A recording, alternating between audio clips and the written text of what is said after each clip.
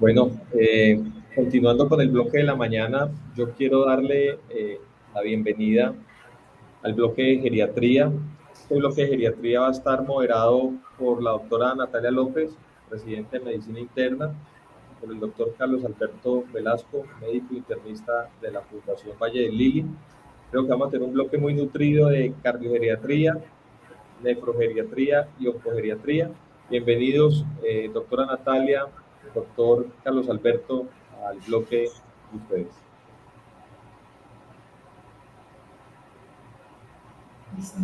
Buenos días a todos. Gracias, Juan David, por la presentación.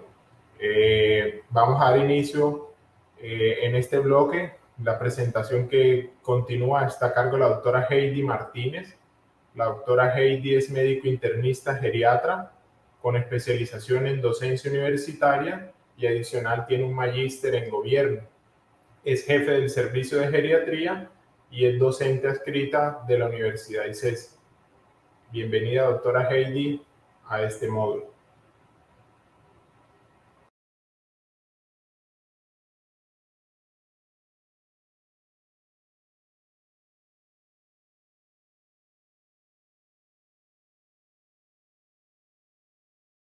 Bueno, mi nombre es Heidi Liliana Martínez Sánchez, yo soy internista geriatra, jefe del servicio de geriatría de la Fundación Valle de Lili, profesora adscrita de la Universidad ICESI, magíster en gobierno, especialista en docencia universitaria. Y bueno, estamos acá para compartir en este congreso este tema pues que está tan interesante dentro del bloque de geriatría. De la evidencia a la práctica clínica, la utilidad de la cardiogeriatría. Entonces vamos a ver cómo este tema puede llegar a ser tan importante y valioso tanto para el internista general como el especialista y a su vez el mismo médico de atención primaria en salud. Básicamente el plan de acción en la cardiogeriatría se basa en la valoración geriátrica integral que puede darse en diferentes escenarios. Se puede hacer una valoración geriátrica que arranca desde la prevención primaria y el riesgo cardiovascular, que es esa intervención que hacemos oportuna y tempranamente en la persona adulta e incluso adulto mayor para reducir las complicaciones relacionadas con enfermedades cardiovasculares. También tenemos la posibilidad de tener atención especializada en el paciente adulto mayor que si bien no viene a una valoración preventiva, tal vez necesita una valoración geriátrica integral en relación a la necesidad de toma de decisiones por un geriatra. El tercer pilar que tenemos es cómo el geriatra puede formar parte de grupos interdisciplinarios para buscar optimizar los desenlaces. Esos grupos interdisciplinarios pueden ser juntas cardioquirúrgicas, clínicas de anticoagulación o clínicas de fibrilación auricular incluso en algunos escenarios en países desarrollados forman parte de los equipos de trasplante. Tenemos el grupo de intervenciones que se puede hacer por parte del servicio de geriatría desde el punto de vista del cálculo de riesgo prequirúrgico y tenemos otros dos pilares de acción en la cardiogeriatría que sería el desarrollo de políticas públicas de envejecimiento en salud cardiovascular y la educación en cardiogeriatría en relación a la necesidad del médico de atención primaria especializado de conocer la inversión de la pirámide poblacional y cómo la enfermedad cardiovascular acompaña el envejecimiento a lo largo o de manera transversal en la historia de vida de las personas. Entonces vamos a empezar a desarrollar, en primer lugar, cuál es la utilidad de la valoración geriátrica integral en el paciente que tiene alguna condición cardíaca que entra dentro del grupo de geriatría. Entonces, en primer lugar, es importante recordar qué es el CGA o valoración geriátrica integral. El CGA es una valoración multidimensional que le permite al médico y al grupo de médicos tratantes identificar al adulto mayor desde la óptica multidimensional, donde clasificamos su estado funcional, su estado cognitivo, su estado psicológico, su condición de movilidad, equilibrio, caídas y balance, su estado nutricional, su condición física, su estado socioeconómico. Y en todos estos aspectos, lo que nosotros hacemos es identificar posibles riesgos que pueden convertirse en una amenaza para las personas mayores. La valoración geriátrica integral, por excelencia, tiene una altísima evidencia clínica en diferentes aspectos del paciente con enfermedad cardiovascular. ¿Y qué ha demostrado? La valoración geriátrica integral permite definir metas de prevención. Esto se ha consolidado cada vez más, que lo hemos podido evidenciar en las nuevas guías de hipertensión, guías de diabetes, guías de manejo de falla cardíaca, el paciente con condiciones avanzadas de enfermedad cardiovascular que se encuentran en requerimiento de cuidados paliativos. También nos permite definir riesgos de complicaciones geriátricas que pueden aparecer con cierta frecuencia en el paciente cardiovascular, como el riesgo de caídas. Esto, por ejemplo, en el paciente con enfermedad estenótica significativa de la aorta o con síncopes de origen cardiogénico, o en el caso del paciente con ortostatismo con tratamiento con antihipertensivos. La valoración geriátrica integral también nos permite definir los riesgos o coexistencia de demencia y ajustar tanto las metas como los tratamientos para la aparición de este gran síndrome geriátrico. La valoración geriátrica integral es superior a todos los calculadores de riesgo prequirúrgicos en cirugía cardíaca, supera en evidencia, en desenlaces y en calidad de vida al Euroscore o a otros calculadores aislados para diferentes tipos de cirugías cardíacas. También nos permite definir elementos predictores en el caso de otro tipo de intervenciones cardíacas que no necesariamente son cirugía abiertas, como es el caso de el cambio de la válvula aórtica vía transcatéter. Y también es importante, por ejemplo, para el uso de algunos dispositivos intracardíacos o en el caso del paciente con fibrilación auricular crónica, que requiere pues manejo de cierre de la auriculilla. La valoración geriátrica integral es muy fuerte predictor de desenlaces y permite que el grupo clínico que trata este tipo de pacientes tome decisiones de manera más acertada. Dentro de la valoración geriátrica integral tenemos algunos elementos que son variables independientes predictoras fuertes de riesgo y desenlaces de enfermedad cardíaca, como el SPPB, que es la batería corta de pruebas de medidas basadas en la ejecución que nos permite valorar fuerza, equilibrio y marcha. Y este es una escala que nos permite dar un pronóstico de sobrevida para patología cardíaca en general, para los pacientes que van previo a cirugía cardíaca, para los pacientes que ya tienen diagnóstico de insuficiencia cardíaca, y nos permite predecir tanto la mortalidad a un año como la discapacidad. Y en el caso de la velocidad de la marcha, los estudios han logrado demostrar que la velocidad de la marcha solamente por sí misma en el paciente adulto mayor con enfermedad cardiovascular predice mortalidad y complicaciones cardiovasculares de diferente índole en el siguiente año de vida. Vamos a hablar entonces un poco acerca de la evidencia que hay. Si bien dijimos que el título de nuestra conferencia va de la evidencia a la práctica, vamos a ver cómo la evidencia ha cambiado en los últimos 7 años y cómo esa evidencia nos está llevando a tener una práctica clínica diferente en el adulto mayor con enfermedad cardiovascular. Entonces, ¿qué es lo que pasa con la enfermedad cardiovascular?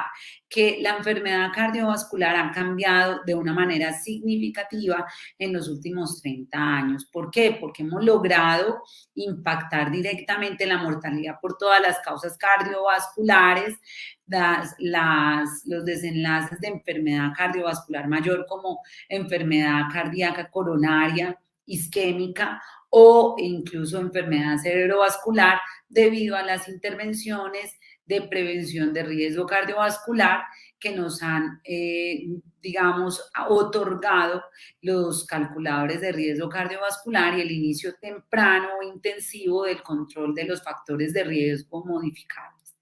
Pero ¿cuál es el problema? Que cuando se llega a los 75 años, y específicamente después de los 79 años, muchos de estos calculadores ya no tienen un índice de evidencia significativo y son inútiles e insuficientes para tomar decisiones.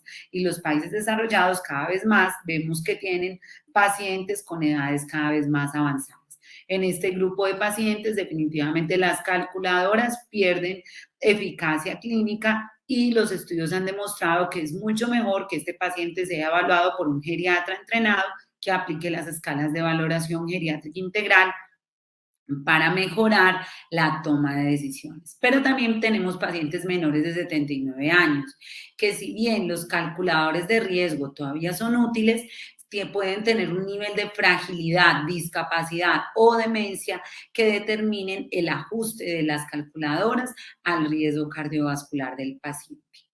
Por ende, tenemos que interpretar que el adulto mayor con enfermedad cardiovascular no se debe cortar con la misma tijera que se corta al adulto joven, basándonos única y exclusivamente en la modificación de factores de riesgo cardiovascular usando los calculadores de riesgo, sino más bien deberíamos entender cuáles son los ingredientes de esa receta mortal que es la enfermedad cardiovascular.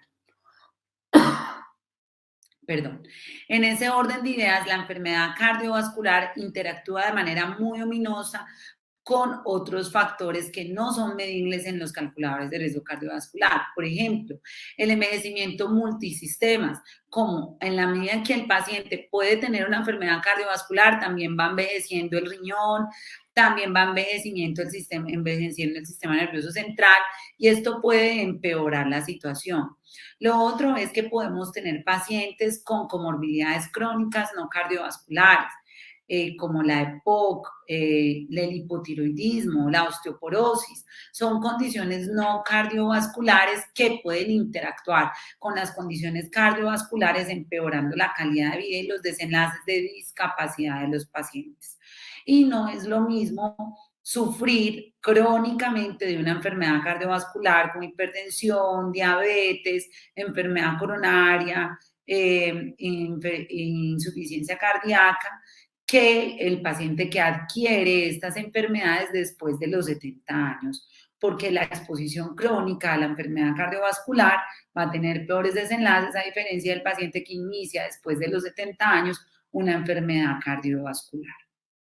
Estos elementos interactúan con un componente exclusivamente geriátrico, que es la fragilidad, que se trata de una condición geriátrica de vulnerabilidad que aumenta el riesgo de complicaciones, tanto mortalidad como discapacidad y desenlaces negativos en las diferentes enfermedades cardiovasculares y en las intervenciones para las mismas.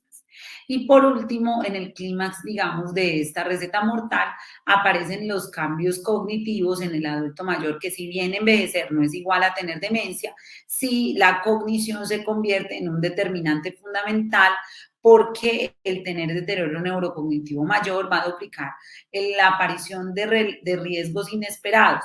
Un ejemplo, el paciente anticoagulado crónicamente empieza a tener deterioro cognitivo, aparece una queja de memoria, una sospecha de Alzheimer, se toma 2 veces el anticoagulante y llega a urgencias por un cuadro de sangrado. O se repite el tratamiento antihipertensivo y termina con un síncope y una fractura de cadera porque el paciente olvidó y tomó 2 veces el medicamento.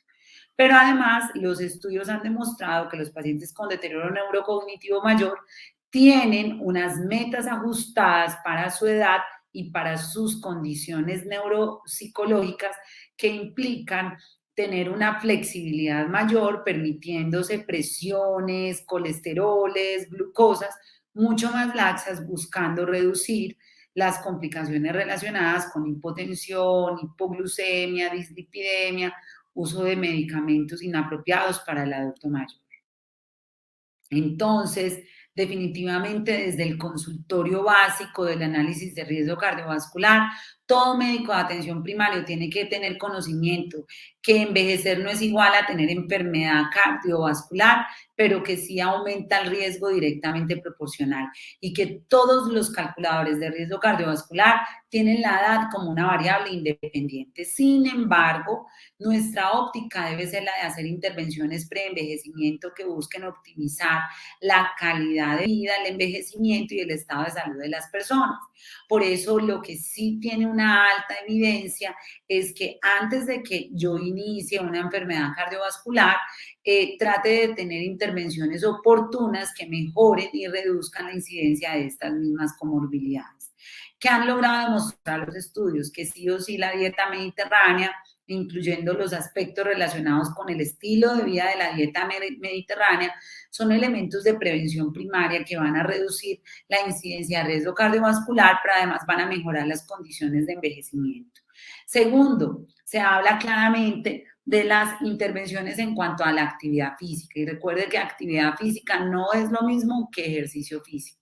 Por ende, en un paciente que está en prevención primaria en salud, que yo estoy tratando de abordar desde el punto de vista de riesgo cardiovascular, debo diferenciar qué paciente puedo yo intervenir desde el punto de vista de actividad física y desde el punto de vista de ejercicio planeado con reducción de impacto de la presencia de enfermedad cardiovascular. Obviamente la persona mayor debe tener una prescripción de ejercicio individual dependiendo de las comorbilidades, el riesgo de caídas, el tipo de masa muscular, el recurso que tiene y el espacio de vida.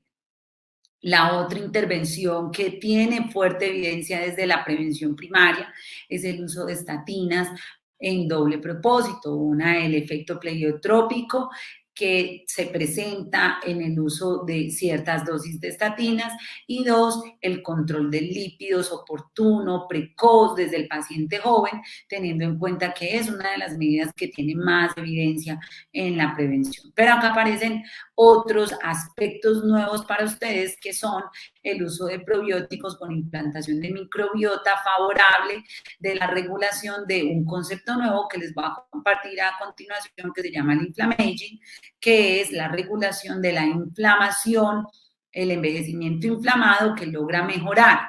¿Qué evidencia tiene? Una reducción en la enfermedad arterial coronaria, una reducción en el tamaño de infarto de los pacientes que ya tienen enfermedad arterial coronaria y que se hace la implantación de estos cambios de microbiota intestinal, y una regulación importante de las cifras de presión arterial en el paciente adulto mayor.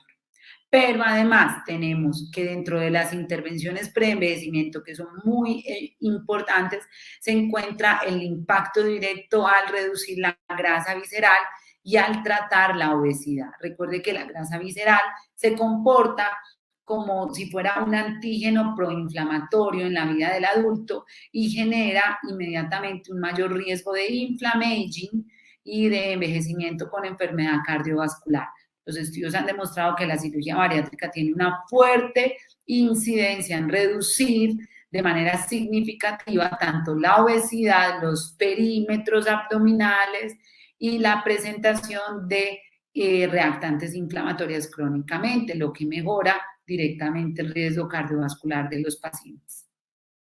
Los otros medicamentos que han logrado demostrar una evidencia de manera primaria y bien indicados son el uso de ASA y el uso de metformina en los pacientes en quien se considere que es pertinente. Entonces, acá definitivamente yo no puedo hablar de enfermedad cardiovascular y separarlo de los factores de envejecimiento y fragilidad. ¿Por qué?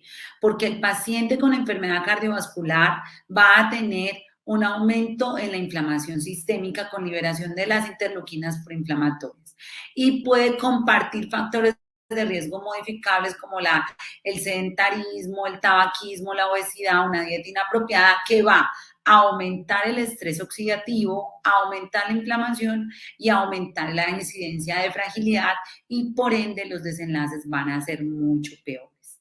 Por eso en geriatría, la cardiogeriatría ha venido aportando una redefinición e integración de nuevos conceptos, hace que cada vez más los médicos de atención primaria, los internistas generales y en general los médicos que atienden pacientes con enfermedad cardiovascular empiecen a redefinir e integrar conceptos geriátricos a los conceptos de prevención y manejo de riesgo de la enfermedad cardiovascular ya conocidos. Y acá es donde entra este nuevo concepto que yo les mencioné anteriormente, que es el inflammaging. Esta es una nueva propuesta teórica que se refiere a cómo la senescencia por sí misma no es la responsable de la enfermedad cardiovascular, sino que existe un modelo que puede teórico que explica que se llama el inflammaging, que es un aumento del nivel de las citoquinas proinflamatorias en respuesta a factores fisiológicos, ambientales, dietarios que generan un dispare del estrés oxidativo y causan una disfunción inmunológica. Hay muchas cosas que tratan de explicar la teoría del inflammaging. Hay factores como una susceptibilidad genética, lo que más ha demostrado pues asociarse al inflammaging en la obesidad visceral, o sea, el perímetro abdominal, los cambios en la microbiota intestinal muy importantes, especialmente en nuestra era de abuso de antimicrobianos, la presencia de infecciones crónicas como el citomegalovirus y la infección crónica por VIH o tuberculosis, y el envejecimiento celular en sí mismo, que no es el mismo, digamos, el envejecimiento de una persona que se encuentra en un origen rural disperso que el de una persona que está en una ciudad. Esta inflamación aumenta el riesgo de enfermedades cardiovasculares y de fragilidad y puede aumentar también otros mecanismos de enfermedad cardiovascular como aterosclerosis, resistencia a la insulina, que son los que finalmente son el pilar de la enfermedad cardiovascular. En ese orden de ideas es que entender la ruta fisiopatológica, que es común tanto para fragilidad como para enfermedad cardiovascular, ha hecho que los italianos propongan este nuevo concepto como el inflammaging, como la ruta común que nos lleva a sufrir de enfermedad cardiovascular. ¿Qué dicen ellos? El estar inflamado nos va a disparar la PCR, las interleuquinas proinflamatorias son las que disparan esta PCR, a su vez esto va a generar un desbalance en la relación de la interleuquina 1, la interleuquina 6, y va a inducir un efecto proinflamatorio a nivel intravascular, produciendo o favoreciendo el desarrollo de aterosclerosis. También va a haber una alteración en el factor de crecimiento similar a la insulina tipo 1, favoreciendo una resistencia a la insulina, y esta a su vez va a producir sarcopenia y aumento en el riesgo de diabetes, pero también a su vez la presencia de enfermedades crónicas inflamatorias como las enfermedades autoinmunes, como la artritis reumatoidea o el VIH, van a hacer que el círculo persista y que el paciente termine sufriendo de varias enfermedades en términos de coexistencia. Así las cosas, entonces estamos que definitivamente el inflammaging se nos explica mejor como una forma de envejecer inflamado que duplica la posibilidad de tener enfermedad cardiovascular. Entonces, si yo tengo una mayor posibilidad de sufrir enfermedad cardiovascular y la enfermedad cardiovascular me aumenta el inflammaging, este círculo va a duplicar el riesgo de desenlaces negativos, fragilidad, discapacidad y demencia. Esta senescencia también se ve en términos, llamémoslo así, tisulares, donde el envejecimiento celular nos ha demostrado un aumento en la producción de fibroblastos con los años, y en los modelos murinos se ha confirmado que estos fibroblastos se presentan principalmente a nivel intracardíaco con un remodelamiento o fibrosis de la aurícula, favoreciendo una dilatación auricular y una disfunción ventricular que nos va a hacer el principal factor de riesgo independiente para sufrir arritmias como la fibrilación auricular, pero también en el envejecimiento presentamos un cambio en la cascada de coagulación, aumentando el riesgo de hipercoagulabilidad y aumenta la calcificación arterial, lo cual aumenta el riesgo de aterosclerosis. Entonces, sí o sí, desde el punto de vista de cardiogeriatría, se debe ver cómo el envejecimiento inflamado duplica el riesgo de enfermedad cardiovascular y la enfermedad cardiovascular duplica el riesgo de malos desenlaces de envejecimiento. Entonces, hasta ahí estamos hablando de todo lo que es la parte de prevención. Ahora vamos a hablar básicamente en la redefinición de metas. Y no me voy a demorar mucho en esta diapositiva que al parecer se ve muy densa. Básicamente lo que tiene esta diapositiva es un resumen de todas las guías y las metas relacionadas con el control de presión arterial en el adulto mayor. Y básicamente lo voy a resumir en dos formas muy sencillas. Ahí existen guías que tienen diferenciación por edad y otras no. ¿Cuáles en este momento tienen diferenciación por edad? La guía europea, las guías NICE, las guías de AJA y las guías de la ARA. Y esto es muy importante, ¿por qué? Porque definitivamente las guías tienen unas metas diferentes dependiendo del rango de edad. En conclusión, las metas, todo paciente adulto mayor que tiene diagnóstico de hipertensión se beneficia de tratamiento y de definir unas metas, pero esas metas se van a ajustar dependiendo de la expectativa de vida. Que la expectativa de vida, si bien la edad es un factor independiente, como vamos a ver a continuación, estos pacientes deben ser subclasificados dependiendo de los 3 grupos que existen, que son los grupos de vigoroso, frágil y discapacitado, para ajustar las metas. Sí o sí, si yo tengo un paciente hipertenso con anticoagulación crónica, debo tener unas metas ajustadas al riesgo de sangrado intraparenquimatoso, que me debe llevar a unas presiones entre 130-80 y un máximo de 140-90. Si yo tengo un paciente hipertenso con enfermedad renal crónica, yo debo aspirar a llevar a ese paciente una presión arterial de 130-80. Pero si yo tengo un paciente con demencia, con un Reisberg 7D que está postrado en cama, mi meta con ese paciente va a ser incluso 150-90. ¿Qué es lo que pasa? Que hay una relación recíproca entre fragilidad y riesgo cardiovascular y que las condiciones de la enfermedad cardiovascular maltratadas o sobretratadas o con metas por encima de lo esperado van a empeorar los desenlaces. Entonces acá tenemos un ejemplo, tener hipertensión con hipotensión aumenta la demencia, las caídas, el delirium. Tener, por ejemplo, un índice de masa corporal excesivamente bajo va a aumentar el riesgo de mortalidad en U cuando este es por debajo de 24 y cuando es por encima de 27. Y acá tenemos, pues definitivamente la fragilidad aparece como un factor independiente. El mejor ejemplo lo tienen las guías de diabetes, grupo 1, grupo 2 y grupo 3. Las metas están ajustadas directamente a las características individuales de los pacientes y yo ajusto las metas de glucosa basal y de glicosilada dependiendo del tipo de paciente que yo tengo que enfrentar. En este orden de ideas, ¿qué es lo que busca que nosotros entendamos como médicos de atención primaria? Es que todo paciente diabético con riesgo cardiovascular, con hipoglucemia, le va peor que aquel que ya tiene una discapacidad establecida, una demencia establecida, que yo puedo tener un rango amplio de glucosas y de glicosiladas. En este orden de ideas, el geriatra entra a tener un papel fundamental en las decisiones farmacológicas, quirúrgicas y estilos de vida.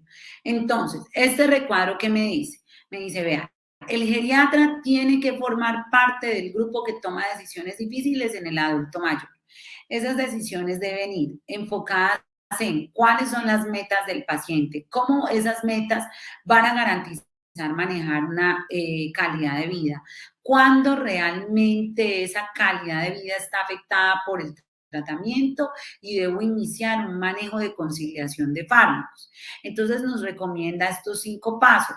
Revise el paciente, mire las metas y ajuste las metas dependiendo de la clasificación de este paciente, priorice un plan de tratamiento que se enfoque en las metas acorde a la edad y en la expectativa de vida, comunique el plan a la familia del grupo de trabajo y haga un monitoreo que nos garantice acercarnos a las metas, a la expectativa de vida del paciente y a la realidad. Este es una diapositiva que es muy interesante porque habla de 6 aspectos importantes de cómo los geriatras a futuro van a tener mucha más influencia en la presentación de cuando los médicos que tratan enfermedad cardiovascular van a hacer un ajuste en las expectativas y metas de tratamiento enfocados si el paciente es vigoroso, frágil o discapacitado, para enfocarse en desenlaces diferentes. Tal vez yo ya no quiera que un paciente con fragilidad avanzada o discapacidad viva más de 10 años, sino más bien que si va a durar 2, 3 años de vida, yo le pueda dar calidad de vida y funcionalidad. Y por último, quiero hablar de cómo los geriatras deben formar parte de los equipos interdisciplinarios. Esta es una de las evidencias más bonitas, aunque hay evidencia en otra clase de condiciones, es cómo el geriatra en el grupo de fibrilación auricular es digamos, ayuda a reducir la inercia clínica en cuanto a la prescripción de anticoagulantes orales. Y claramente el hecho de que el adulto mayor haya sido evaluado por grupos con geriatría ha mejorado con una diferencia estadísticamente significativa el grupo de intervención de edad, que especialmente es en los mayores de 75 años, con un ratio significativo con respecto a una conducta protectora con respecto al uso o no de anticoagulantes. Pero además no se queda ahí, sino que además participa en la selección adecuada del anticoagulante. Entonces, este estudio logró demostrar que en los adultos mayores, que los veían solo los médicos de emergenciólogos, cardiólogos, neurólogos en urgencias, versus cuando los ve un equipo interdisciplinario que incluso ha sido conformado con geriatras, hay un mejor manejo de prevención secundaria del paciente con fibrilación auricular. Hay amplia evidencia en otros tipos de equipos como las juntas cardioquirúrgicas y anticoagulación crónica. Y por último, y con este cierro, es la intervención de la cardiogeriatría en la educación. Y quiero cerrar con esto porque en Colombia no somos más de 120, 140 geriatras, y de esos 140 seguramente no todos estamos dando algún tipo de apoyo activo. Y esto es importante porque la misma revista española de geriatría logró demostrar que en países tan desarrollados en Europa como España todavía hace falta mejorar la docencia en todas las facultades de medicina, la enseñanza de geriatría como un carácter obligatorio, la exposición a una rotación de al menos 4 semanas, y que los contenidos se basen en las recomendaciones y la toma de decisiones teniendo en cuenta que cada vez los adultos mayores son una cohorte más amplia del mundo, son los que generan más costes en salud y son los que se deben de adaptar, porque los calculadores de riesgo cardiovascular y las decisiones en cardiogeriatría nos van más allá de una calculadora y se deben individualizar. Muchas gracias. Bueno, doctora Heidi, muchas gracias por su conferencia. A continuación, damos inicio a la conferencia de la doctora Lady Aristizábal. Ella es médica internista y geriatra de la Fundación Valle del Lili, docente de pregrado y posgrado de la Universidad ICESI, docente de posgrado de la Universidad Libre, miembro de la Junta Asociación Colombiana de Geriatría y Gerontología y miembro del Comité de Nefrogeriatría de la Asociación Colombiana de Nefrología. Adelante, doctora Lady.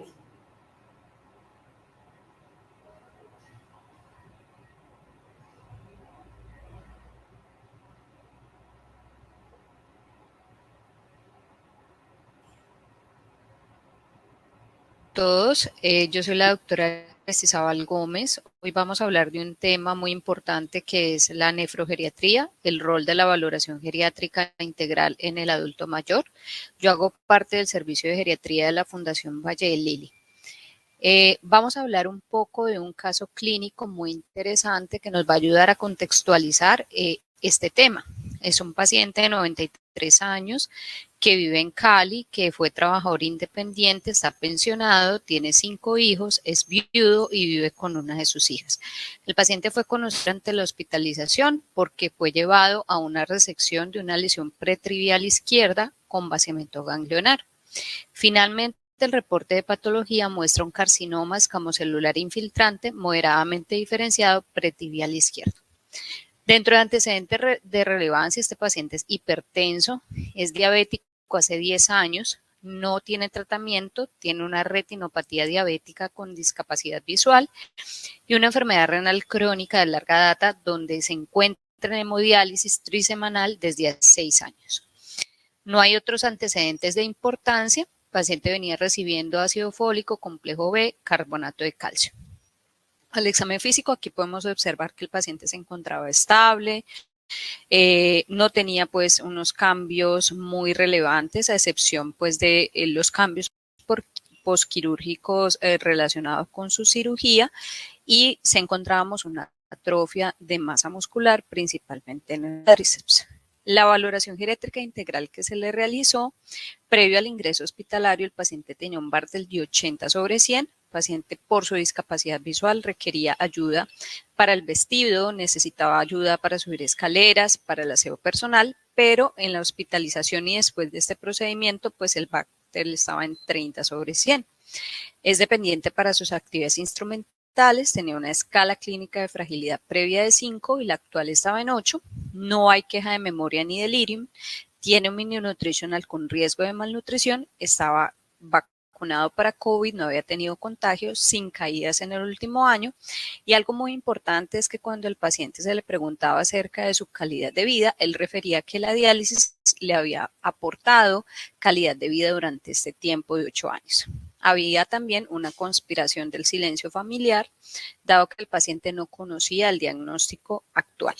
En la patología definitivamente se encontró que el paciente tiene un carcinoma escamocelular bien diferenciado, pero ya tiene una infiltración tanto a ganglios linfáticos como metástasis linfática, lo que pues lo estadifica en un estadio 4. Este paciente dentro para clínicas de importancia tiene una anemia normocítica normocrómica, como observamos aquí una creatinina en 2.34. El paciente tiene un déficit de vitamina B12, ácido fólico normal, una hipoalbuminemia y un hipotiroidismo de novo. Dentro de las valoraciones de importancia, pues este paciente fue evaluado por el servicio de nefrología, quien consideró iniciar eritropoyetina y bicarbonato y continuar el mismo esquema de diálisis. Y oncología habla de que definitivamente este paciente tiene un estadio 4 por el compromiso que tiene metastásico, que no se beneficia de quimioterapia dado el alto riesgo de complicaciones cardiovasculares y además por su compromiso funcional, que lo que se le podría ofrecer es una radioterapia exclusiva cuando tenga una cicatrización. Geriatría valora a este paciente, observa que es un paciente centenario, muy funcional para su ABC físico, pero dependiente para su ABC instrumental, que no tenía queja de memoria y una discapacidad visual, y encuentra todos estos déficits que empiezan a ser corregidos, el hipotiroidismo, la vitamina B12. Dentro del concepto de geriatría, se considera que este paciente definitivamente su trayectoria de discapacidad es acelerada, secundaria a esta malignidad avanzada, por lo tanto se hace el abordaje con la familia para definir en algún punto la reorientación de los esfuerzos terapéuticos, incluido el manejo terapéutico con la diálisis. Dentro del equipo interdisciplinario que evaluó este paciente, pues el paciente tenía una valoración por psicología, como ustedes pueden ver ahí. El paciente es un paciente muy alerta, muy consciente, no se observa un compromiso de la memoria, el paciente no tenía ideas delirantes ni depresivas, con un juicio de realidad pues, que no estaba comprometido. El fonoaudiólogo también lo evaluó y dejó un plan de rehabilitación.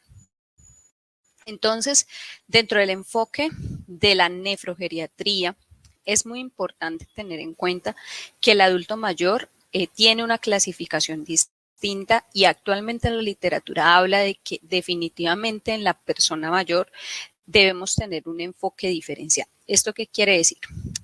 Hay tres formas de clasificar al paciente adulto mayor. Uno, que el paciente tenga un envejecimiento renal. ¿Qué quiere decir eso? Que hay una disminución de la tasa de filtración glomerular que generalmente se da después de los 25 años, pero el paciente no tiene ningún compromiso a nivel hematológico, ni de su creatinina, ni del sistema mineral óseo, ni hay alteraciones en el uroanálisis, ni hay cambios a nivel renal y tampoco hay un fenotipo de fragilidad. Aquí tenemos el paciente que puede tener una enfermedad renal crónica estadio 3, ¿cierto? Que es ese adulto mayor que, como observamos, ya tiene un compromiso en la tasa de filtración glomerular y tiene un compromiso pues que puede ser de la creatinina, de la urea, puede haber un hiperparatiroidismo, puede alteración de neuroanálisis y en la ecografía renal. Sin embargo, el paciente no tiene fenotipo de fragilidad. ¿Y eso por qué es tan importante? Porque definitivamente en el adulto mayor se describe una nueva manera de clasificación que es la nefropatía senescente. La diferencia entre la nefropatía senescente y la enfermedad renal crónica es que la presencia de fragilidad en la nefropatía senescente involucra unos cambios en los modelos de atención de la persona mayor e involucra que debemos tener un seguimiento mucho más estrecho por el aumento del riesgo de morbilidad, discapacidad y deterioro funcional. Entonces, este paciente definitivamente no solo tiene una enfermedad renal crónica en estadio avanzado, estadio 5, sino que el paciente tiene actualmente una nefropatía senescente por la presencia de fragilidad. Entonces, en este paciente de más de 90 años que tiene una enfermedad renal crónica secundaria a diabetes, a hipertensión, con 8 años de diálisis y que tiene ahorita un cáncer escamocelular metastásico, debemos pensar en la posibilidad de manejo paliativo. ¿Por qué es tan importante hablar de manejo paliativo en enfermedad renal crónica? Y esto es porque la enfermedad renal crónica definitivamente es una enfermedad crónica evolutiva. ¿Qué quiere decir? Que aunque el paciente sea candidato a un trasplante, ¿cierto? Que sería la única manera de detener de forma más súbita la progresión, estos pacientes llegan a estadios avanzados de su enfermedad. Y en los adultos mayores especialmente se encuentra que cuando los pacientes ingresan a una terapia de reemplazo renal por encima de los 70, 75 años, el 52% de estas personas están vivas a los 3 años. Este caso es excepcional porque es un adulto muy mayor que lleva 8 años en diálisis, pero que llega a una enfermedad oncológica y comprime esa morbilidad.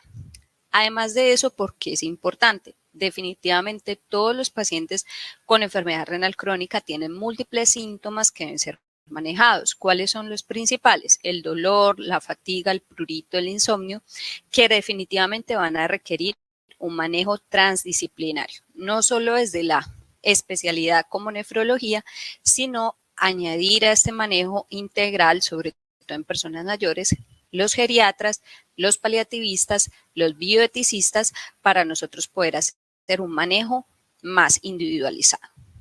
Entonces es así como la literatura nos plantea en esta revisión del año pasado cómo todas las personas con enfermedad renal crónica, especialmente los adultos mayores, requieren un cuidado de soporte. Y eso es algo que promulga la Organización Mundial de la Salud, donde nosotros debemos aliviar el sufrimiento del paciente, proveer información, educación, mejorar los síntomas, hacer un soporte nutricional y psicosocial, así como espiritual, y esto debe ser en todos los estadios de la enfermedad.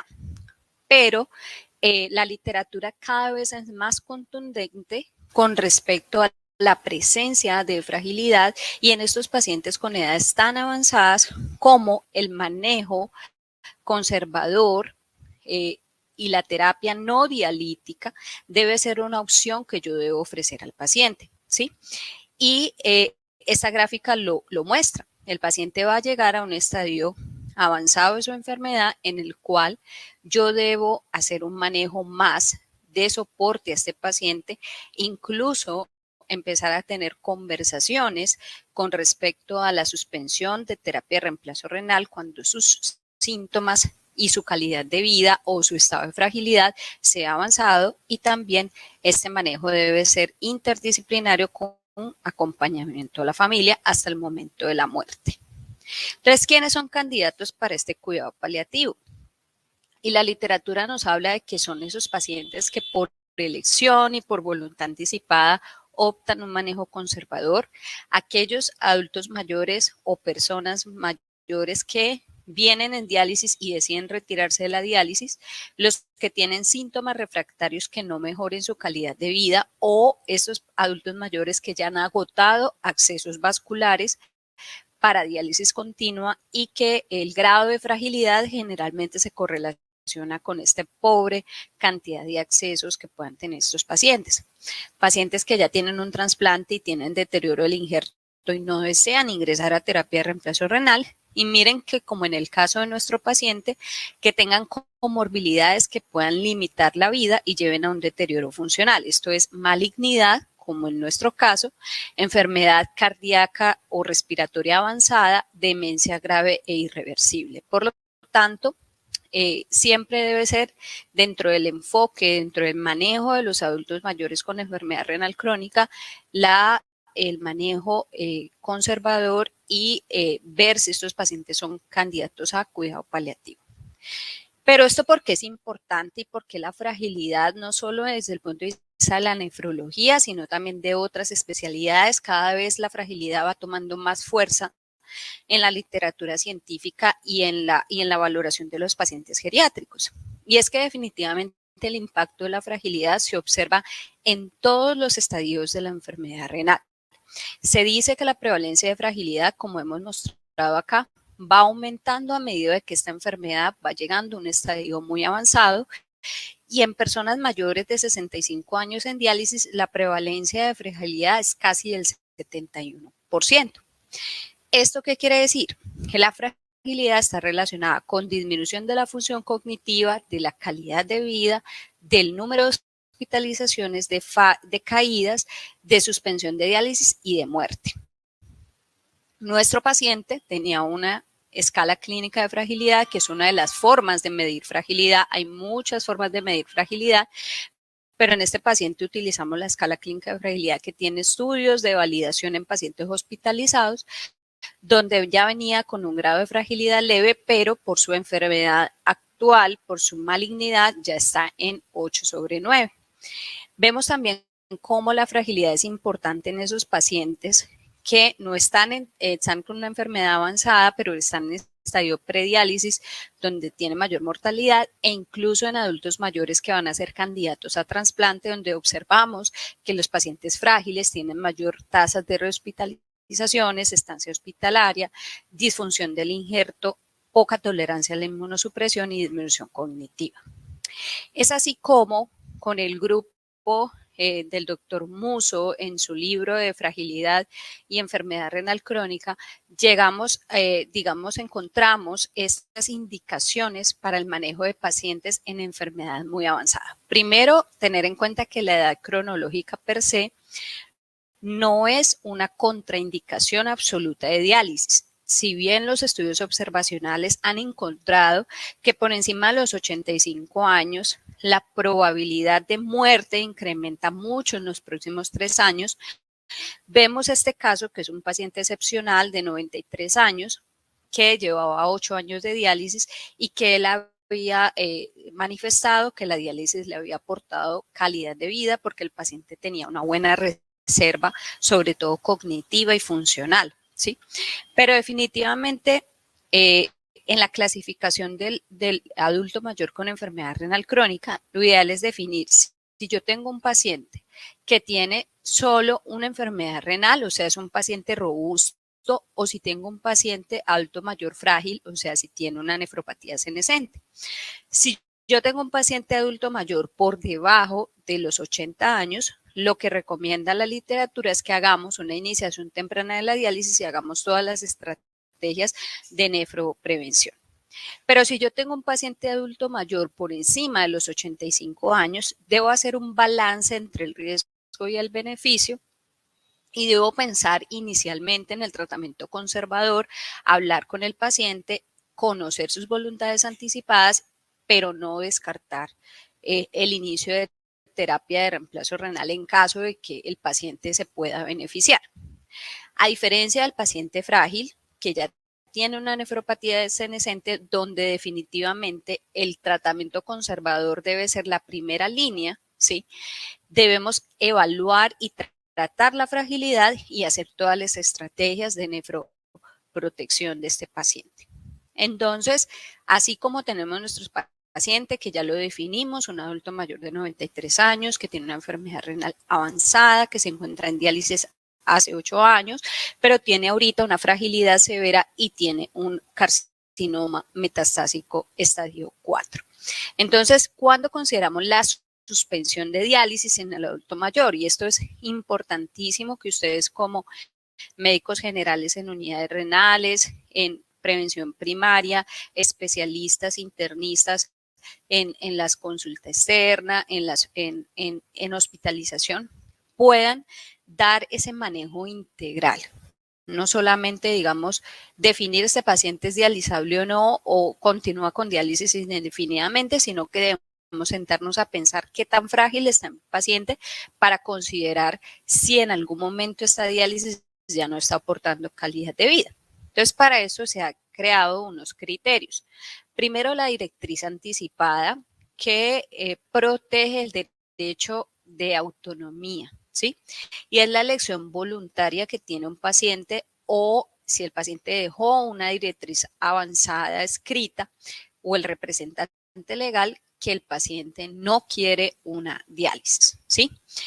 Y esto es importante porque en las unidades renales siempre hay trabajo social, hay psicología, y lo que yo invito es que busquemos y preguntemos activamente las voluntades anticipadas de nuestros adultos mayores, ¿sí?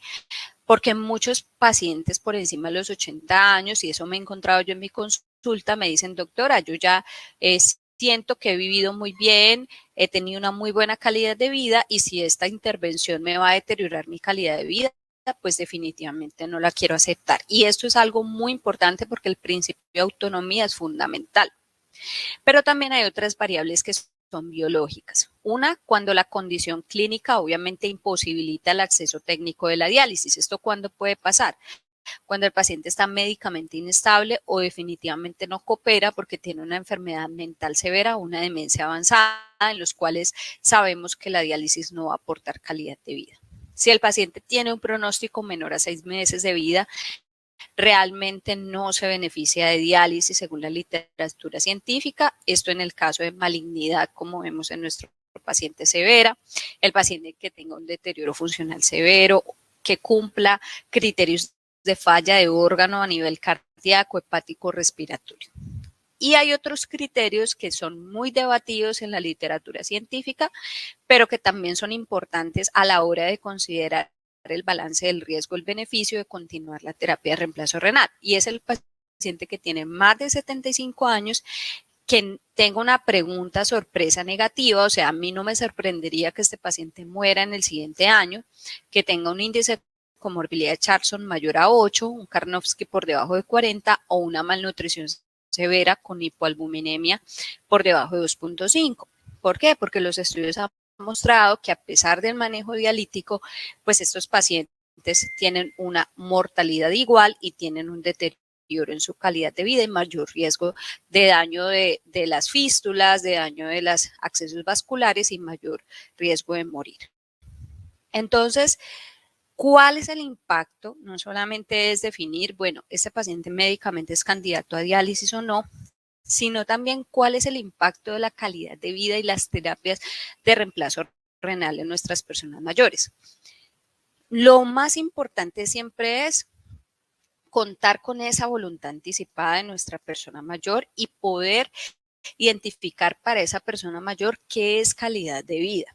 Recuerden que esto es muy importante cuando el paciente tiene una cognición intacta, como es el caso de nuestros pacientes, de este paciente que estoy presentando, pero hay muchos pacientes que tienen trastorno neurocognitivo y en esto debemos hacer un abordaje sobre los cuidadores y la familia. Entonces, primero sabemos que la diálisis versus el manejo conservador definitivamente aumenta el tiempo de vida y esto lo han demostrado muchas revisiones sistemáticas y metaanálisis donde definitivamente si yo dializo un paciente, el paciente puede vivir más, pero definitivamente esta cantidad de vida no se digamos, extrapola a una calidad de vida. El paciente tiene mayor hospitalización, ¿cierto? Cuando está en diálisis. El paciente puede tener empeoramiento de los síntomas que ya habíamos comentado, la fatiga, el prurito, el insomnio, la depresión. ¿sí? Y definitivamente aquí es donde como equipos interdisciplinarios debemos evaluar qué tanto aporta la calidad de vida a una persona que ya cumplió una expectativa de vida. Y también importante la sobrecarga a los cuidadores, porque definitivamente esto afecta las rutinas de los pacientes y sus familias, hay consecuencias emocionales, financieras y sociales, y es más prevalente en aquellos adultos mayores que tienen un deterioro funcional grave o tienen comorbilidades. Es así como este artículo, que es muy lindo, habla de cómo hacer ese cuidado transicional en estas personas mayores que tienen enfermedad renal crónica, pero que además de eso, el paciente es frágil, ¿cierto? Y es como yo debo evaluar si ese paciente inicialmente se beneficia de diálisis en un primer momento, si el paciente estaba en diálisis pero tiene una condición, una comorbilidad, una condición médica que empeore ese estado funcional, el paciente llega a un estado de fragilidad avanzado, y evaluando los principios de ética médica de no maleficencia, beneficencia, justicia y autonomía. Y es así como ellos nos dicen, ojo, que para poder hacer una planificación avanzada de cuidados en estos adultos mayores y yo definir qué tan candidato es a una intervención como una terapia de reemplazo renal, debo evaluar primero la comorbilidad y la polifarmacia, ¿sí? Evaluar la autonomía del paciente, evaluar qué tanta función cognitiva tiene, cuál es la función renal residual, los aspectos psicosociales, la progresión propia de la enfermedad renal, porque sabemos que de acuerdo a la etiología este paciente va a tener una progresión que puede ser mayor o menor de su enfermedad renal, en las condiciones en que él vive, cuáles son sus objetivos y sus preferencias, la expectativa de vida, que esto se estima a través de la valoración geriátrica integral, a través de la valoración de la fragilidad, y con todos estos elementos yo voy a definir si el paciente es candidato o no a una terapia de reemplazo renal, llámese hemodiálisis o diálisis peritoneal, ¿correcto? Y esto lo que hace es involucrar diferentes disciplinas. Esto mismo para los pacientes que se están pensando llevar a un trasplante renal. Es muy importante evaluar ese estado funcional y de fragilidad. Para terminar, dentro de los mensajes claves que podemos encontrar. Primero, la valoración geriátrica integral, que es esa herramienta que nosotros los geriatras utilizamos para evaluar la edad biológica y la capacidad funcional de un adulto mayor, puede definir los objetivos terapéuticos de una persona adulta mayor con enfermedad renal crónica, ¿sí? Es ideal que se identifique la fragilidad de forma rutinaria en el adulto mayor. ¿Esto por qué? Porque cada vez es más claro en la literatura científica que esto, además de que yo la identifico, la puedo intervenir cuando está en sus estadios iniciales y puedo revertir ese estado de fragilidad, pero además de eso puedo adaptar los manejos y intervenciones terapéuticas. El manejo del paciente adulto mayor con enfermedad renal crónica no solo debe ser evaluado en base a la edad cronológica, ¿sí? Casos como este paciente nos muestran que la edad cronológica es solo un número y debemos evaluar todos estos aspectos multidimensionales. El manejo conservador del adulto mayor comórbido, dependiente y frágil disminuye la sobrevida del adulto mayor, pero mejora la calidad de vida. Y hay casos donde a mí me han dicho, mire doctora, yo he vivido los 85 años que tengo y los he vivido muy feliz. Yo no quisiera pasar 2 o 3 años más de mi vida conectado a una máquina de diálisis, hospitalizado, con problemas de salud. Y esto es algo que debemos escuchar de nuestros pacientes. Es por eso que los equipos de nefrogeriatría son necesarios para un manejo integral, basados sobre todo en los principios éticos y un manejo individualizado de las personas mayores. A todos muchas gracias por su atención. Esta es una de nuestras pacientes de la consulta, es una paciente de 85 años de edad que se encuentra ahorita en diálisis peritoneal. Nuestra paciente es una paciente con un caso muy exitoso, dado que ella se pudo beneficiar de toda esta valoración geriátrica y se pudo llevar a un estado de rehabilitación, mejoría de su fuerza de agarre, intervención de la osteoporosis, intervención nutricional, y en estos momentos la paciente goza de muy buena calidad de vida a sus 85 años con terapia de reemplazo renal. Por eso quería mostrarles los dos extremos, los dos casos, para que veamos que nuestros adultos mayores todos son distintos e individuales, y esa valoración debe ser individualizada. Muchísimas gracias por su atención. Muchas gracias, doctora Lady, por su presentación. Dándole continuidad a este programa, les voy a presentar al doctor Alejandro Pineda Izaza. El doctor es médico internista geriatra y en estos momentos cursa su segundo año de fellow de hemato-oncología en el convenio Fundación Valle de Lili y CECI. Doctor Alejandro, bienvenido.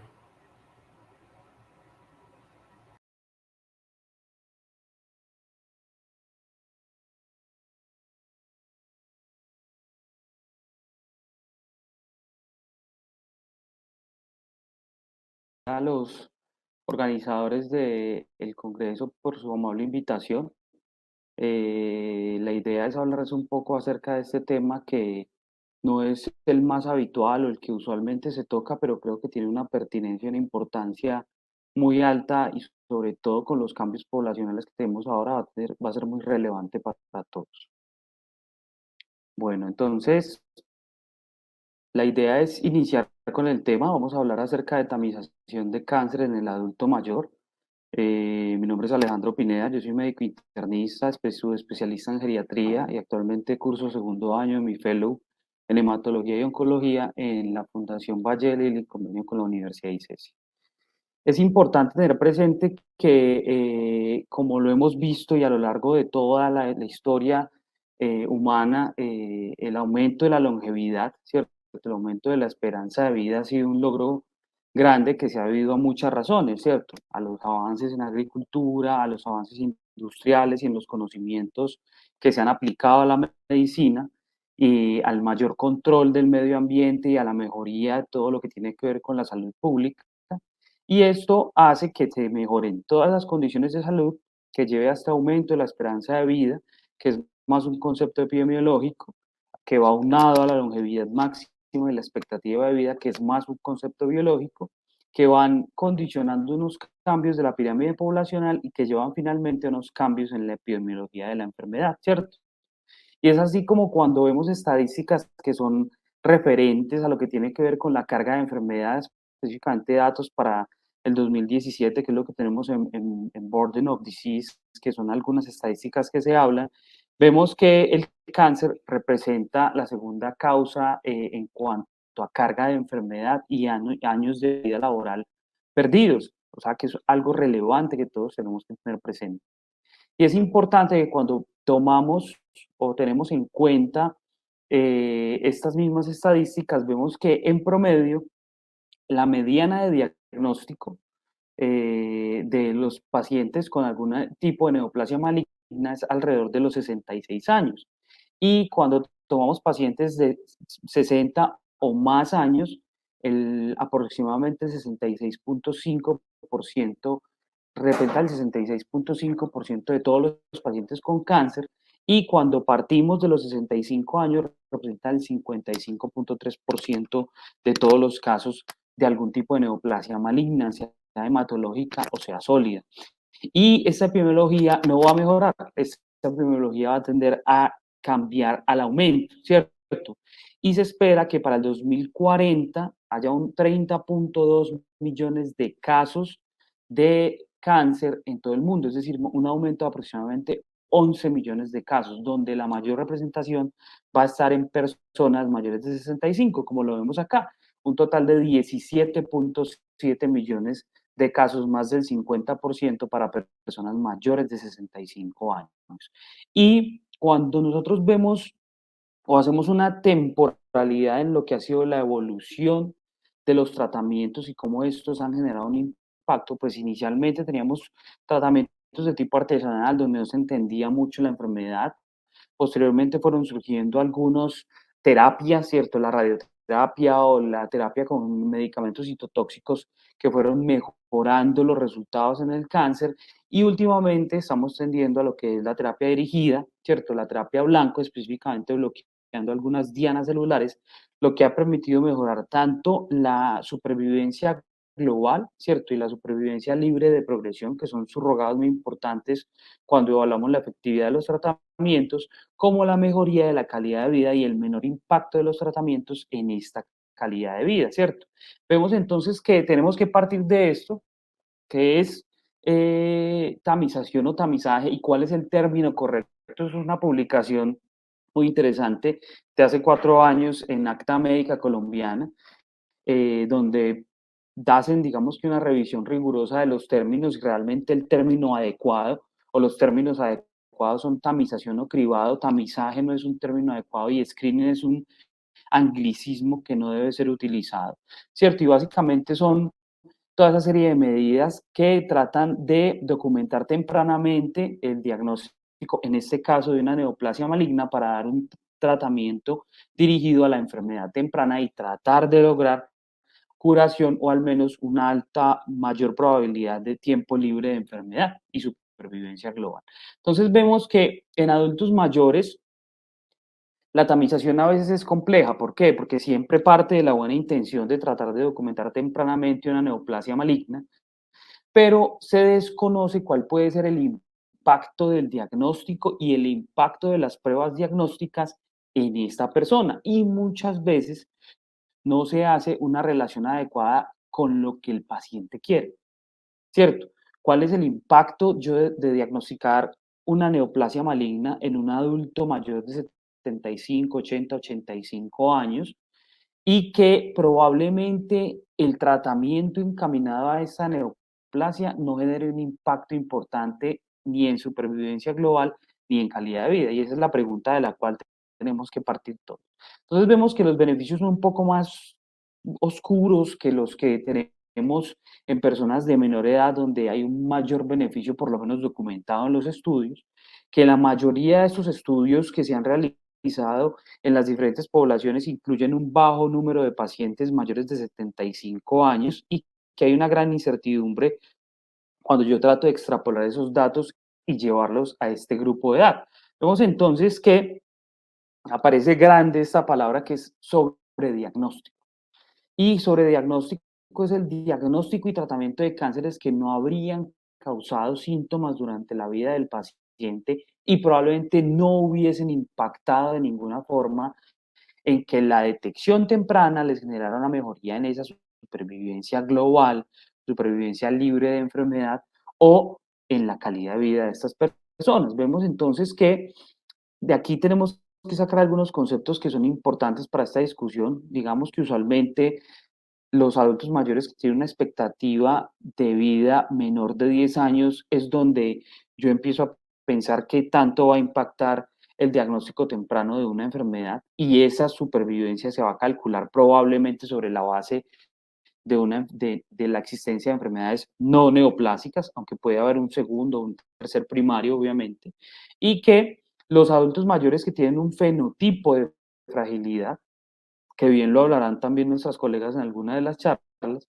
es que estas personas tienen mayores riesgos de complicaciones asociadas a los métodos diagnósticos y al mismo diagnóstico, que eso va a impactar en que yo tome la decisión de hacer o no hacer una tamización en estas personas. Entonces yo tengo que establecer un equilibrio, y esta tamización de cáncer en adultos mayores tiene que estar equilibrada entre el posible daño inmediato que pueda generar los métodos diagnósticos o el mismo diagnóstico y la posibilidad de mejorar la supervivencia y la calidad de vida, que es un término muy importante y que cobra mucha relevancia en personas adultas mayores, ¿cierto?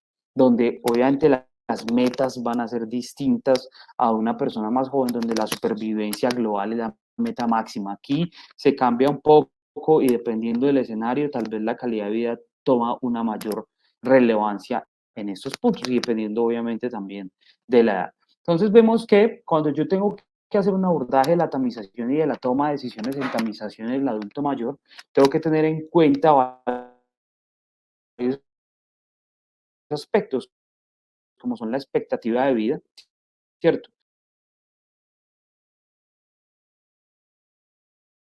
Entonces yo puedo aproximarme haciendo un cálculo de riesgo, ¿cierto? Dependiendo del tipo de diagnóstico que estoy buscando, de las otras enfermedades que esta persona tiene y de cuál es la probabilidad, sea calculada o estimada de alguna forma por algunos scores o algunas calculadoras que tenemos disponibles para yo determinar cuál es la posibilidad de que esto realmente impacte de alguna forma en supervivencia o en calidad de vida.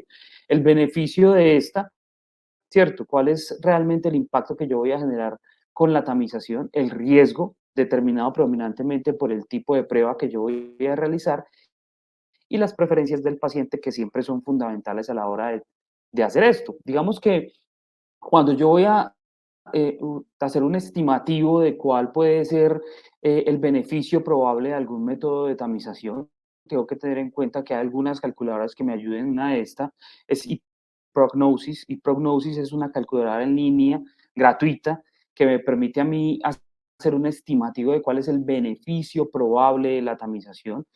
Específicamente está para cáncer de colon, cáncer colorectal y cáncer de mama, pero también puedo yo calcular una probabilidad o un estimativo de supervivencia, lo que me va a permitir también tomar decisiones en otros escenarios. Vemos entonces acá es un ejemplo, por ejemplo, para una persona, esto es una mujer de 67 años que tiene una baja carga de comorbilidades, que tiene un muy buen estado funcional, un alto compromiso con la vida, lo que llamaríamos un envejecimiento exitoso, y yo calculo cuál es el beneficio probable para hacer tamización de cáncer de mama en esta persona. Acá, digamos, ePrognosis me da un estimativo de que el beneficio es muy superior al riesgo probable de los métodos diagnósticos, por lo tanto, está determinado que se puede hacer tamización en esta mujer.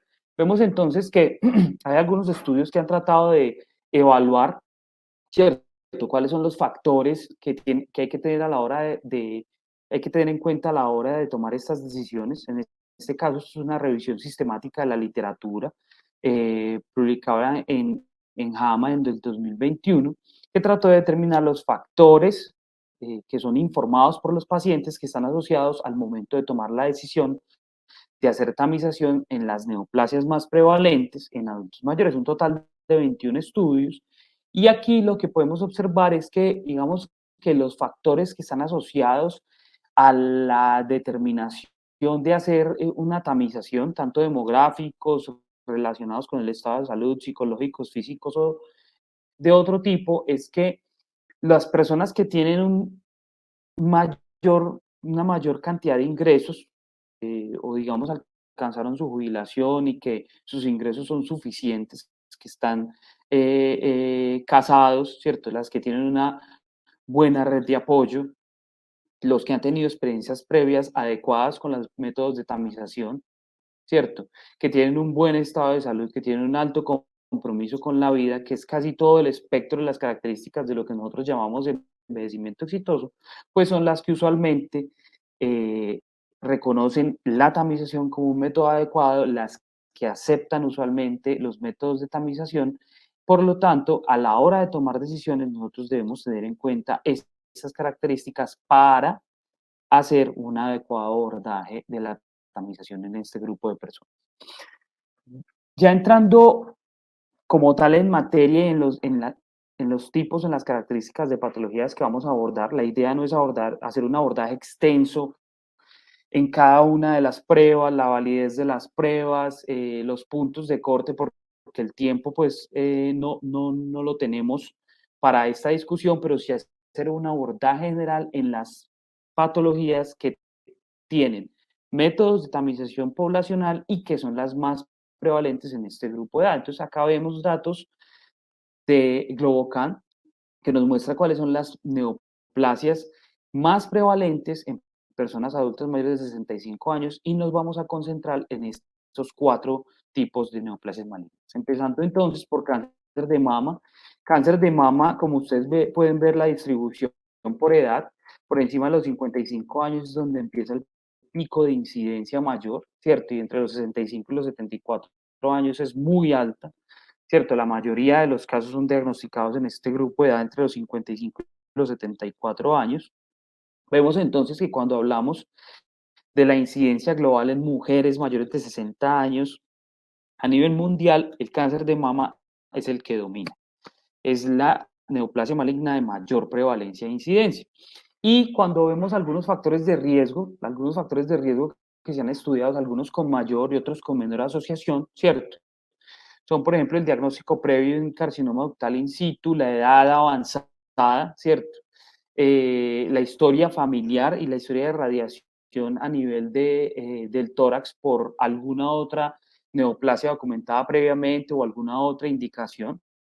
La presencia o la documentación previa de hiperplasia típica o carcinoma lobular in situ, que ya es un término que también se ha, digamos que, ido en desuso, ¿cierto?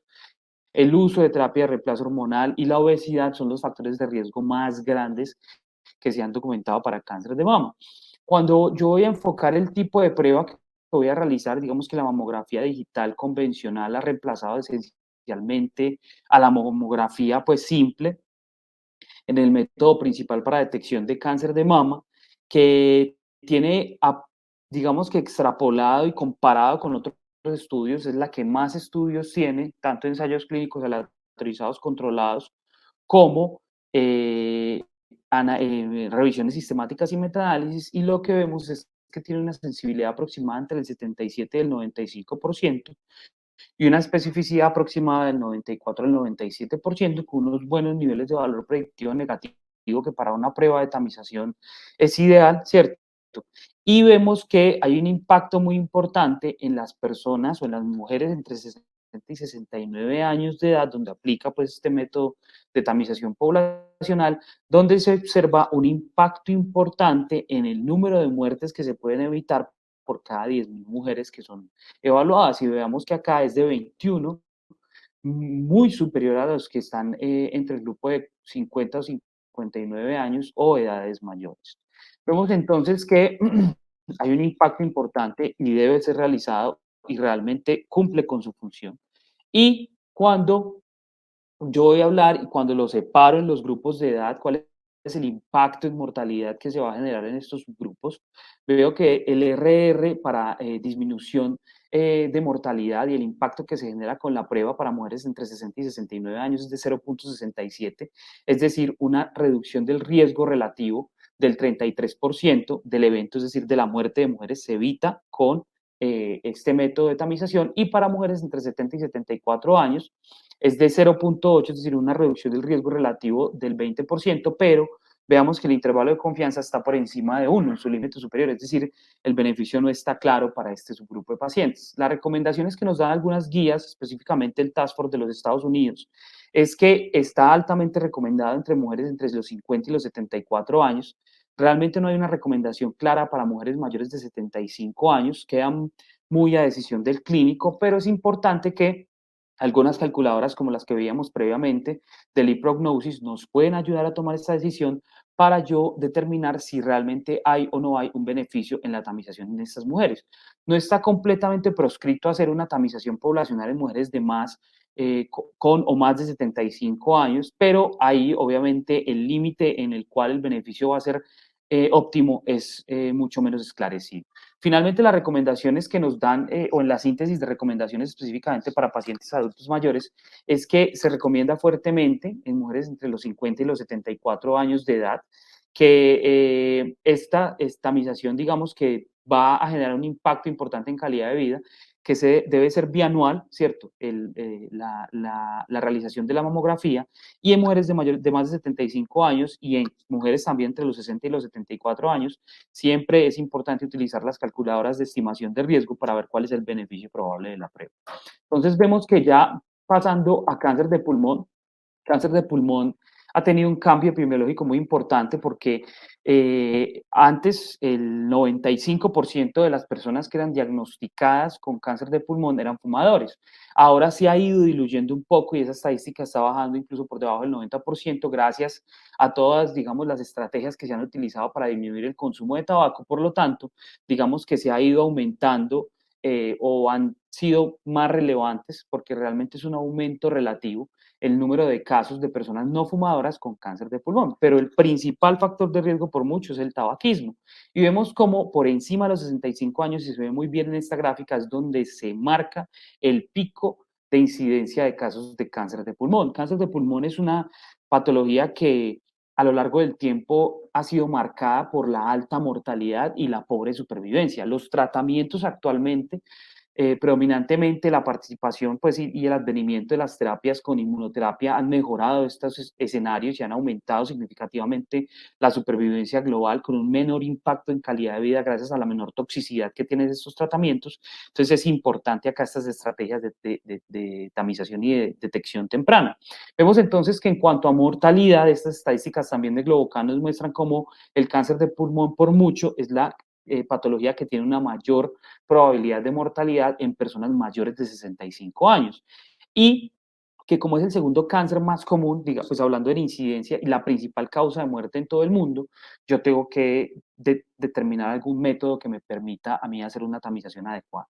Cuando yo enfoco, pues a grosso modo, digamos que los subtipos de cáncer de pulmón, yo puedo hablar de un carcinoma de pulmón de célula no pequeña y un carcinoma de pulmón de célula pequeña. Ambos están ligados al tabaquismo.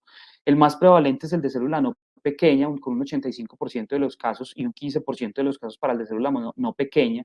Globalmente, la mayoría de los casos del carcinoma de célula pequeña de pulmón se diagnostican en etapas más avanzadas de la enfermedad.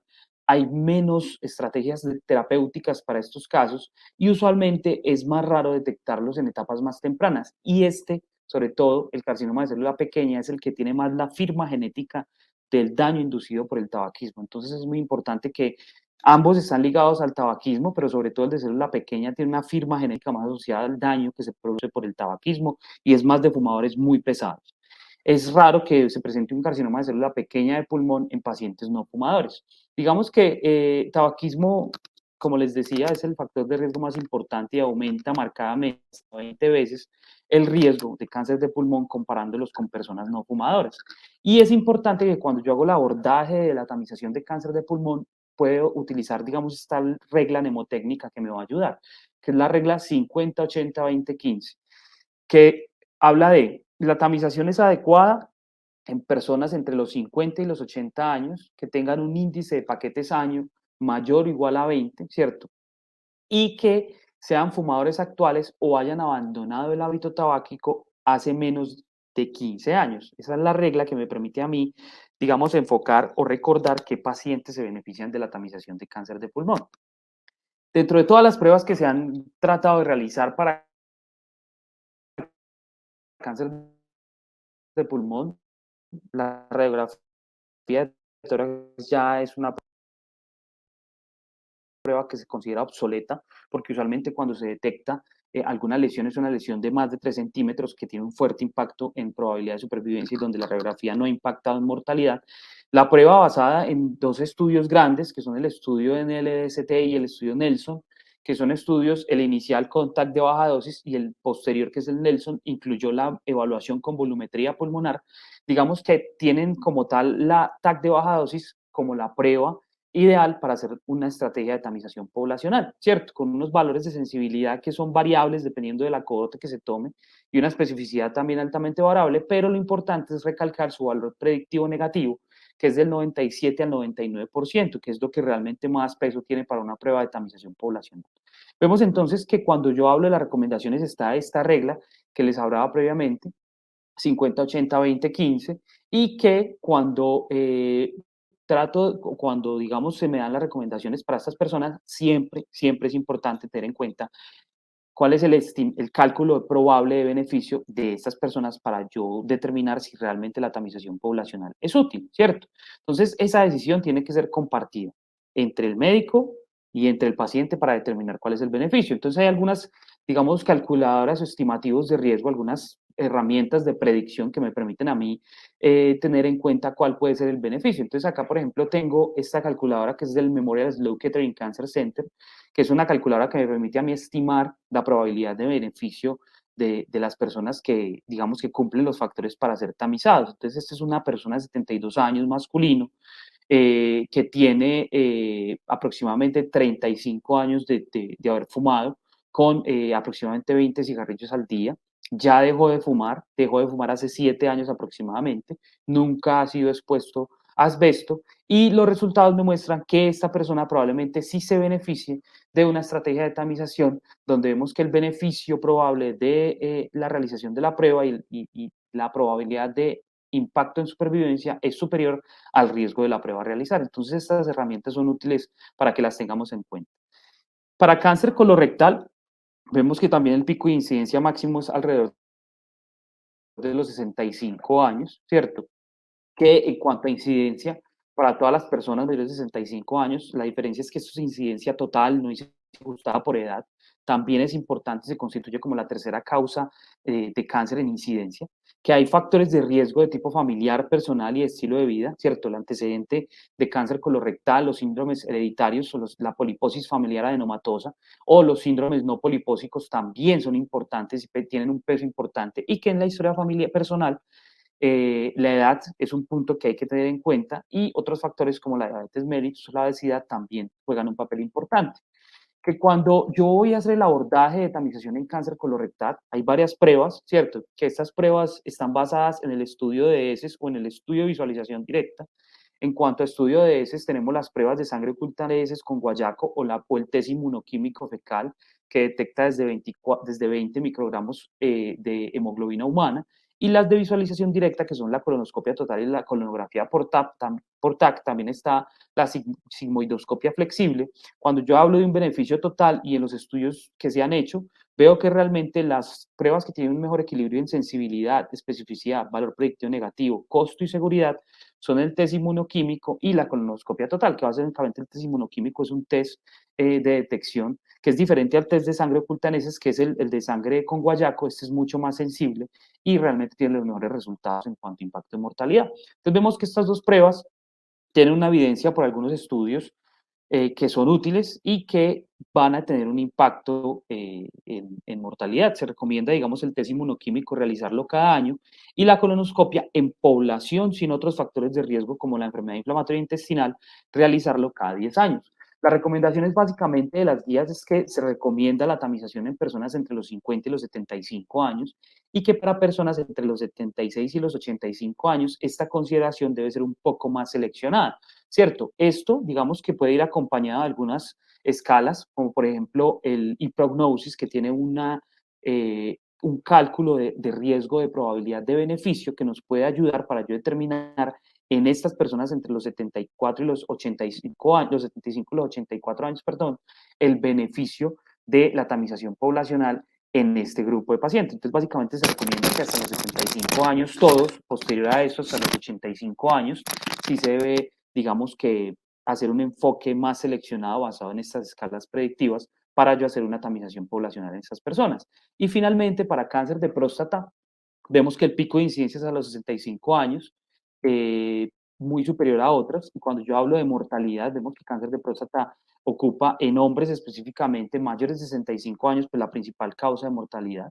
Y que, perdón, la segunda causa de mortalidad, y que aquí hay una particularidad especial, y es que cáncer de próstata es más difícil el equilibrio entre el beneficio de la tamización y la mortalidad, porque un gran número de hombres van a morir con cáncer de próstata, pero no de cáncer de próstata, que es diferente con las otras patologías, porque yo puedo tener un espectro de muchos años de un paciente con una neoplasia que no va a tener esa probabilidad de avance, que es determinada por muchos factores, y que probablemente no va a tener el impacto que yo quiero, el método de tamización. Hay varios factores de riesgo como la edad, el origen étnico, los síndromes hereditarios, que siempre hay que tenerlos en cuenta, y que dentro de estos el antígeno prostático específico es el método habitual que ha sido estudiado en varios ensayos, que los límites de detección son variables en todos los ensayos que se han hecho, que son aproximadamente 4 los grandes ensayos, que también digamos que el punto de corte de la prueba establecido es también difícil.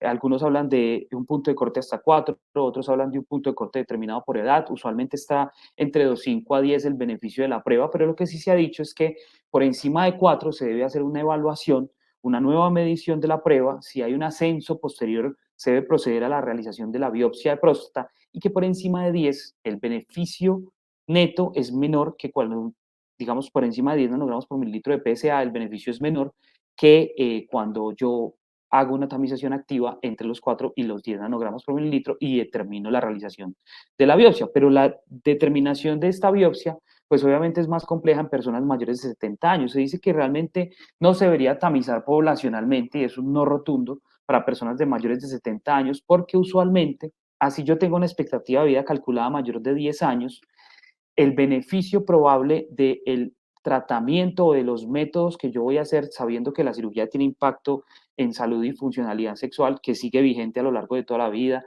en incontinencia urinaria, los tratamientos de deprivación androgénica también tienen un impacto importante en el espectro afectivo. Veo que realmente el impacto es bajo, o sea que realmente por encima de los 70 años no se debería hacer tamización. Entre los 55 y los 69 está indicado, siempre teniendo en cuenta también el cálculo de expectativa de vida que sea mayor de 10 años. Y las recomendaciones están encaminadas realmente a esto y a hacer una tamización poblacional adecuada en todos los pacientes. Ya digamos que no tenemos el tiempo para la discusión profunda de los puntos de corte y de cuándo realizar o no la biopsia de próstata, pero es aproximado pues el enfoque que les había dado previamente. Y ya finalmente los mensajes para llevar a casa es que la supervivencia global y la calidad de vida en pacientes con cáncer ha mejorado drásticamente, que el diagnóstico temprano permite mejores y mayores tasas de curación con un menor impacto en calidad de vida, que la tamización en adultos mayores es una decisión conjunta entre el médico y el paciente, siempre tener en cuenta los riesgos y los beneficios de la prueba, y que el sobrediagnóstico siempre hay que tenerlo en cuenta y es un factor diferencial a la hora de tomar decisiones en estas personas. Les agradezco mucho la atención y buen día para todos. Gracias, doctor Alejandro, por su presentación. Ahora vamos a continuar pues en las preguntas que tenemos. Entonces, para la doctora Lady, durante su conferencia quedó muy claro que ese paciente adulto mayor con enfermedad renal crónica y la senescencia de falla renal, el punto cardinal es la fragilidad. Entonces, desde el punto de vista clínico, ¿cómo nosotros podemos sospechar o tener en mente que ese paciente puede estar iniciando con fragilidad o ya cursa con ella?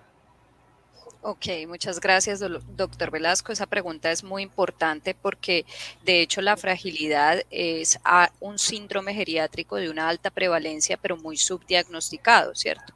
Para eso existen diferentes escalas que se han utilizado. La doctora Linda Fried es la que más ha escrito de fragilidad en el mundo y ella habla de un fenotipo de fragilidad. Realmente ese fenotipo de fragilidad se ha evaluado en muchos estudios poblacionales y se ha encontrado que depende mucho de esa condición física del paciente. Entonces sabemos que ese fenotipo queda corto, ¿cierto? Actualmente hablamos de una valoración de la fragilidad a través de múltiples dominios, a través de la valoración geriátrica, y no solo evaluar si el paciente tiene una disminución de la velocidad de la marcha o tiene una pérdida de peso, sino que también hay que evaluar si el paciente tiene un compromiso nutricional, un síndrome de caídas y polifarmacia. Para hacerlo más fácil para la población que no pues maneja, digamos, estos temas o que no son geriatras, realmente existe la escala clínica de fragilidad, que es la que más estudios tiene, por ejemplo, en nefrología, en cuidado intensivo, en oncología, donde usted puede determinar de acuerdo a las actividades básicas instrumentales de la vida diaria y hace ese cálculo, y esta escala va de 1 a 9, siendo 1 el paciente muy funcional y vigoroso y siendo 9 el paciente que está cerca al final de la vida. Entonces la idea siempre es hacer una tamización con una escala.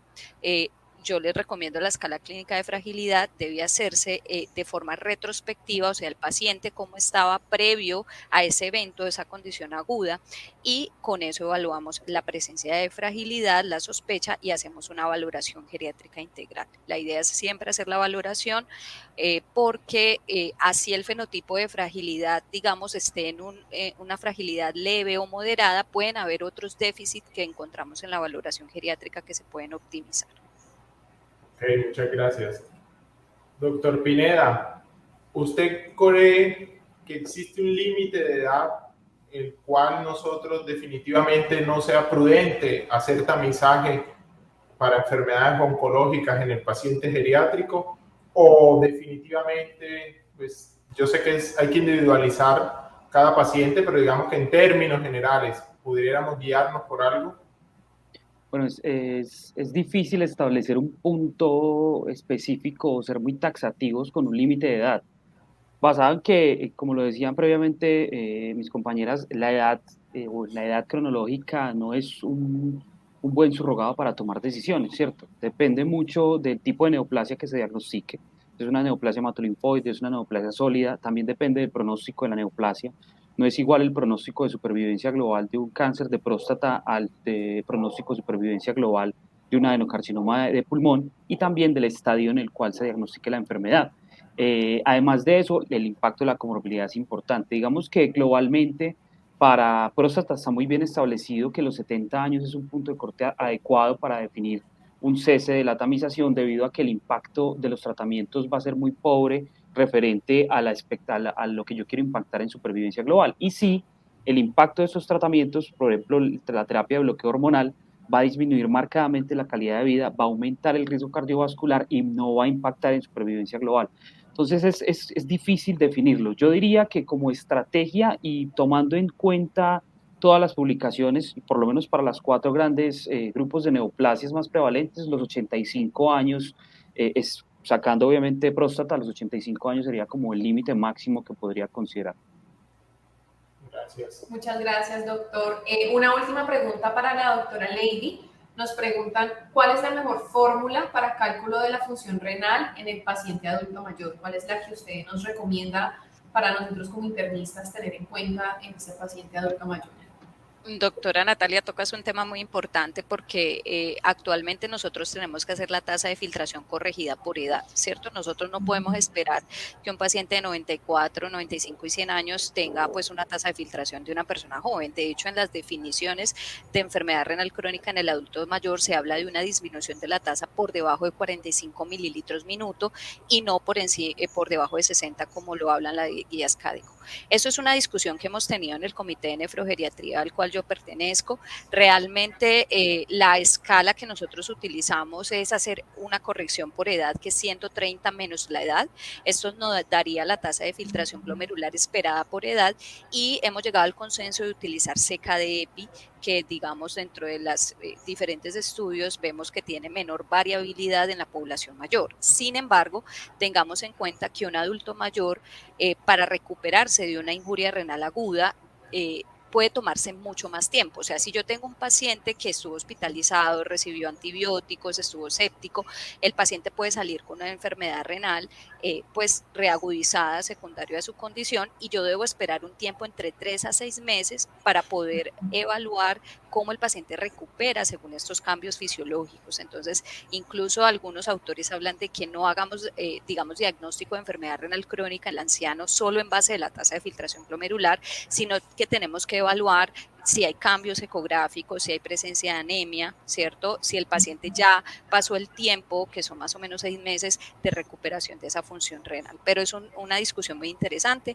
para que pues quede claro, CKD-EPI es como la apropiada, porque Crocov-Gaul pues obviamente depende de la masa muscular y la sarcopenia primaria y secundaria pues de las condiciones de comorbilidades en que esta pues tienda a infraestimarla mucho. Doctora Lady, la mayoría de nuestros pacientes geriátricos son sarcopénicos y eso está muy relacionado en que muchos no elevan niveles de creatinina, ¿cierto? Totalmente. Entonces, ¿cuál sería ese segundo parámetro que nos puede orientar a que ese paciente está cursando con una injuria renal o algo? ¿O queda otro dato clínico considera usted pertinente que tengamos siempre presente? Exactamente, sobre todo en pacientes con malnutrición severa o caquexia, pues realmente no, la creatinina no va a tener pues un valor real. Lo que nosotros tenemos que evaluar es, generalmente los adultos mayores tienen injurias prerrenales, entonces ahí digamos que los niveles de BUN nos ayudan muchísimo para determinar si el paciente está entrando en una injuria renal aguda, ¿cierto? También si el paciente tiene sobrecarga hídrica, si está oliguanúrico, digamos que son otras cosas que podemos evaluar para sospechar en la presencia pues de una injuria renal aguda, o si el paciente ha sido sometido pues a nefrotóxicos o a intervenciones como medios de contraste, etcétera, ¿sí? Pero realmente digamos que la creatinina hay que tomarla con mucha precaución en esta población y no solamente pues estimar. Hay unos estudios que se pueden hacer a base de cistatina C, pues que es como el gold estándar, pero eso pues no es costo efectivo, ¿no? Es muy costoso. Ok, bueno, muchísimas gracias por sus conferencias y por su participación. Muchas gracias a ustedes por Buen día, tenernos hasta luego, en que cuenta. estén bien. Hasta luego. Hasta luego.